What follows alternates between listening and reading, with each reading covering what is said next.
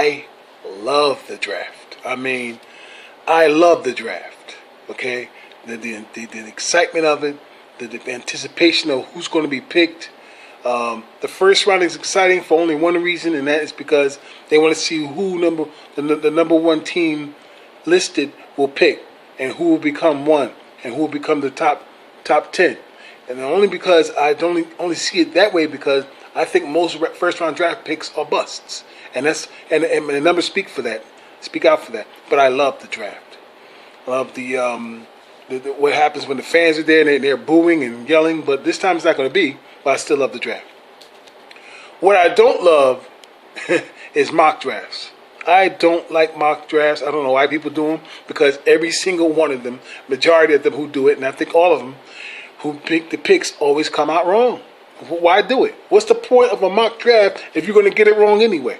Which makes the actual draft, that more exciting.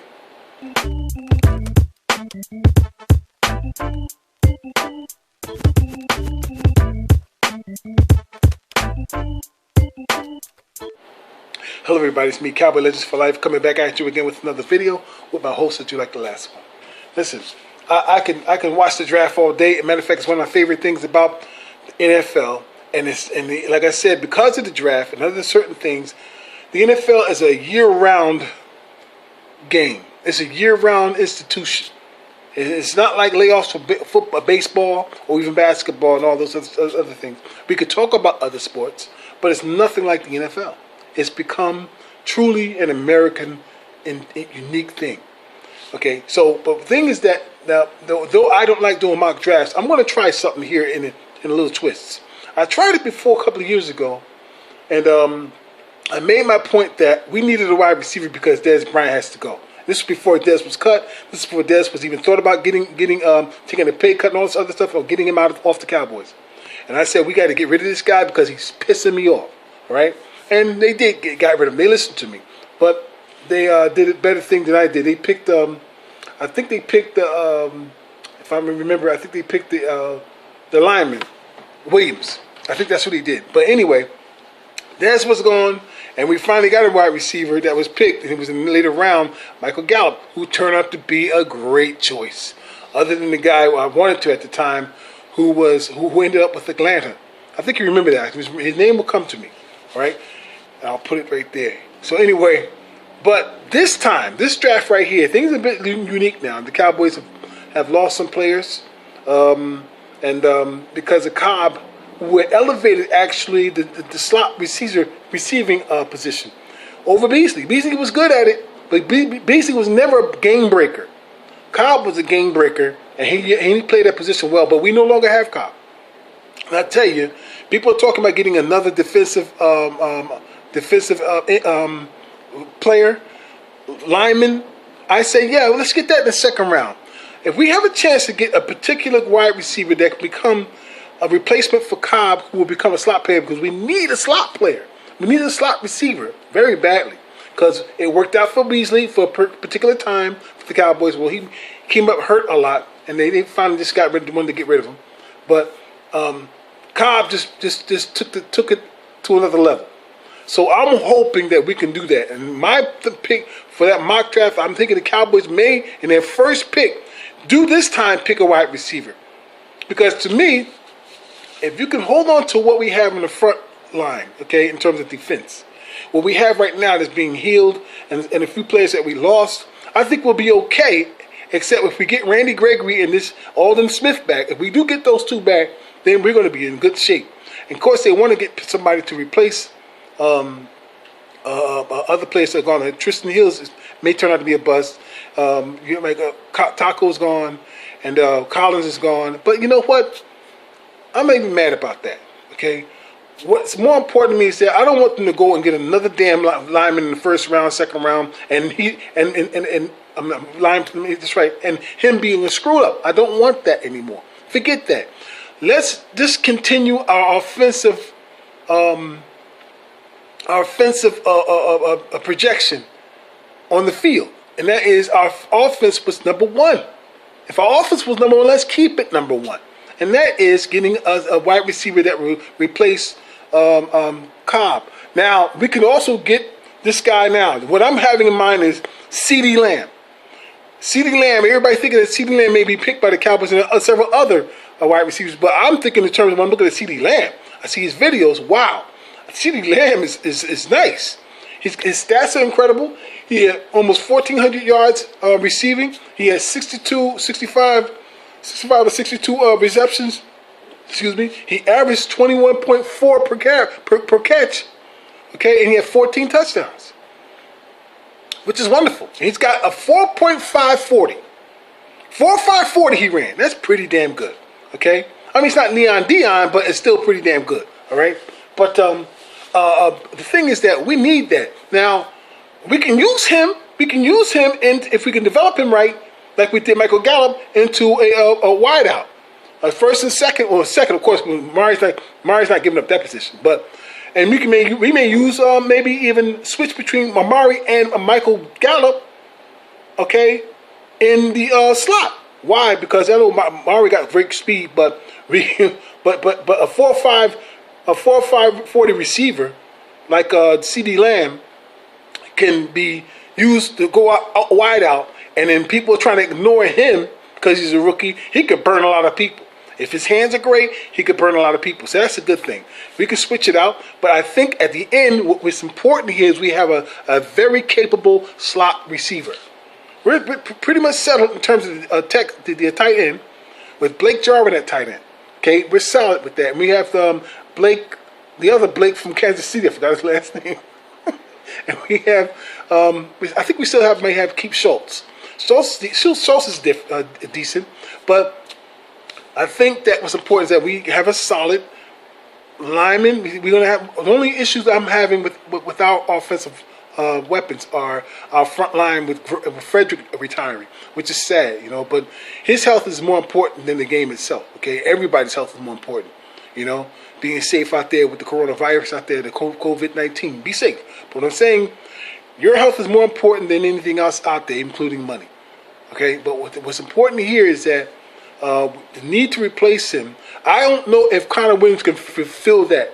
I don't know if the other one, Williams, what's his name, Connor McGovern, can refill that either. I don't know if he can fulfill or replace whoever takes Frederick's place. Whoever takes it must be replaced too. So the front line must continue to be solid. And Frederick proved his worth, but he came back from the year ago from that disease and came back and played. And Dak only had 23 sacks on him. After having suffering 56 sacks, almost 60, and he still won the division. And so we, with the number one offense, must continue that. So I'm thinking CeeDee Lamb it's got to be a great pick for a wide receiver. It may be the first pick the Cowboys need. Now people are talking about, man, you crazy? We need an offensive lineman to replace Frederick. I think they're already there. My opinion is they're already there. Maybe I'm making a mistake saying it. You all can give me your opinion. I appreciate it. No problem. But also the defensive situation in the front line. What's more important is that the linebackers we have stay healthy. Okay, this may be Lee's last season. Okay, he's going to be helpful, but we still need a strong secondary in terms of the linebackers, because that's what we need to stop the run that was killing us. They're going to try it again. They're going to come after us again. It needs to be important that the middle must be plugged up.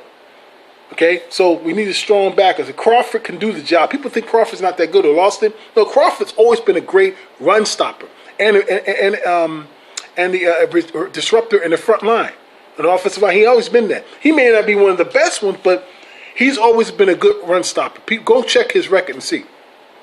All right. So the point is that I think the Cowboys need to continue their offensive juggernaut that they were building. They have built.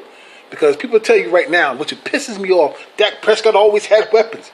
Now, you're Cowboy fans. You all know for absolutely certain that you're Cowboy fans. Excuse me trying to adjust it. Okay? But the fact is, when Dak first got there, he had Terrence Williams. Terrence Williams was what do they call it, chest bouncer off the ball.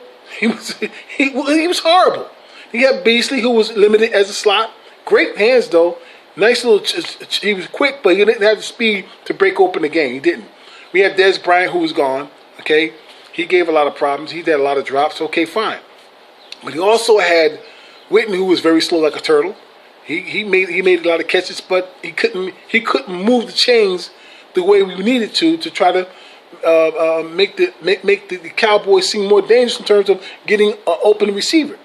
You know what I'm talking about? Just getting open and getting the ball and making a move to get the more yards. He could not get the extra yards after catch. His after catch reception are horrible. We know that because of his slowness. Okay. But what's important here is that there were injuries to the wide receiver in terms of Bryce Butler was horrible. Cedric Hillis was always hurt. Noah Brown is absolutely, I call him Nowhere Brown. Don't call him Noah, call him Nowhere Brown because he was never to be found. And then Michael Gaddis was a bust. Okay? And so Dak had nothing to work with all the way up there until the time of 2017, 18 season, okay? We had Deontay Thompson coming to replace Williams, and you had Hearn to replace some other players. You had Beasley still the same. We had Tavon Austin, who we should call him Tavon Tissue Austin because he got hurt so much. Who the fuck needed him? He didn't do anything. He was nothing but a scat back in him. He wasn't a real wide receiver. So I don't know what that idiot ass pill-shaped head bastard D's knees is talking about because Tavon Austin was not thought of as a primary receiver. He never was. He was a scat back asshole, and so the scat back was supposed to be like a trick back coming out of the backfield. That's all. He used him as a wide receiver, but he was not good at it. He dropped a lot of good passes. Okay, and so but he was hindered a lot, and I don't like it. So I don't know why they still have him. I don't really trust him. I don't like him. I still think they're making a mistake by keeping him. They can replace him, but he's here. But he was not conducive to the Cowboys' offensive scheme in 2018. He was horrible, okay? And so you had the Cedric and all, like I said, the others who were always hurt. Bryce Butler was he was at some time one of the worst catch rates I've ever seen. Bryce Butler sucked, period, okay? So this is all he had until Amari Cooper got there and proved without beyond a shadow of a doubt that he was a legit receiver that Dak needed. Because you know why? Because before we made the discussion, I said and I still think that Dak could have a wide receiving core without a primary receiver. Except they have to at least be good enough to catch the damn ball and have a decent route abilities. You understand? None of those bastards I mentioned did. None of those bastards could hold on to the ball when needed. Thompson did a lot of drops. And Hearn became strong at the end of the season, but he wasn't that good at the beginning. Michael Gallup was a rookie. He was dropping a lot of passes early on, but he started to develop into his own. Okay? And so you had to make a connection between him and Dak during that 2018 season. And then they finally did in 2019. They really came together. But even then, in 2019, Michael Gallup had more drops than anybody in the NFL, and the whole Dallas Cowboys squad had more drops than any team. While the Eagle baby crybabies were crying like little bitches that they always are, all right, the Cowboys had the drops, but Dak was still the number one quarterback. He was still kicking that ass, okay? He was still better than Carson fucking Wentz. And if it wasn't for, like I said, thank God we did lose. If it wasn't for Jason Garrett, Jason Gutless, I call him, Carson Wentz would have won shit. Okay? So thank him for you guys getting the division. And that's it. He was a horrible ass fucking coach. Okay? The damn offensive coordinator that we had became a number one offensive coordinator. So lamb that. Because I'm telling you these knees, I'm telling you straight, Garrett is trash. Garrett was the one who made your freaking favorite quarterback one of the freaking least liked for a while because he gave him plays that didn't work, and Tony Romo had the audible all the time. You don't know nothing about football, sir. You don't. You don't know nothing. Okay? It was Garrett who ruined that man's career. He couldn't develop him on nothing. Jason, I'm telling you something. Dak Prescott survived him. That's all it was. Tony Romo was not able to. Nor he was not able to survive Jerry Jones. Because Jerry Jones wasn't giving him the help that he wanted later on in his career. When he had all the things he wanted, things didn't work out. In the beginning, he had the running backs, he had the front line, he had the defense. They were always either 8th or 7th in the time he began his career, but they didn't go nowhere. They just didn't. He couldn't win but 2 wild card games. But now, with this man count we have now, the quarterback, with only his 4 years, things have always looked up. From the beginning, he became a rookie. Remember, The one you hate was Rookie of the Year. Okay? But anyway, besides all of that, what I'm telling you is this, is that Cowboys need to continue their offensive juggernaut. Okay? We got a new head coach. We still got the same coordinator. They're gonna work together. I guarantee you that. And Garrett's nowhere to be fuck everybody over. Okay? Because I remember that the New Orleans game. When the first 3 games, he was throwing the ball on first down a lot. They would play action for a lot on the first downs. But when that New Orleans game came around, he was in Moore's face trying to keep the running game on the ground. When they were all waiting for it. See, that's what. Never mind, I can explain to idiots. Idiots don't listen. So why am I doing that? But here's the thing: to those who understand football, understand what I'm trying to say about the draft. Okay, my little mock draft thinks that Cowboys should pick a wide receiver in the first round. And the first round draft I think they should get is CeeDee Lamb. Okay, as he looks like a strong receiver. He's 6'2", 191 pounds. Like I say, he runs a 4.5 40. All right. Now we can use him as a slot primarily, get him acclimated into using him as a decoy to go out wide. You know what I mean? Because Cowboys got some dangerous receivers. Because we can get more receivers. We can get rid of receivers who never stay healthy. And that is Noah Brown, who's a bum. Okay, Cedric Wilson again. I'm sorry, he's getting hurt. Also again with this guy Devon Smith. Devon Smith showed some promise, but he had always a career that he was always hurt, and he's damn sure he did. He got hurt. He was out. So we continue to get these receivers, and people saying the Cowboys never got no injuries. Bullshit. They always had injuries. So, but Dak had to work with what he has. So I'm not understanding what the bullshit is. All I'm telling you right now is that we must continue our offensive juggernaut, and the offensive line I think will be okay if and only if we get Gregory and Aldon Smith become reinstated. If not, then maybe it shouldn't be a wide receiver first pick. It should be someone who could help plug up the middle. Forget about the ends. We already got enough ends. Okay? Aldon's at end, and even Gregory's at end, and we also got D-Law. But we need somebody to plug up that damn middle and have it. We need a form of very healthy linebackers to help plug up that middle. That's the only thing that beat us. I don't care what anybody tell you, okay? We lost because of the defense, okay? We were talking about coming from behind from what? What does that tell you? If we're coming from behind to try to win a game, what does that tell you? Our defense wasn't working. Okay, ingenious? Idiot? Damn. Bye.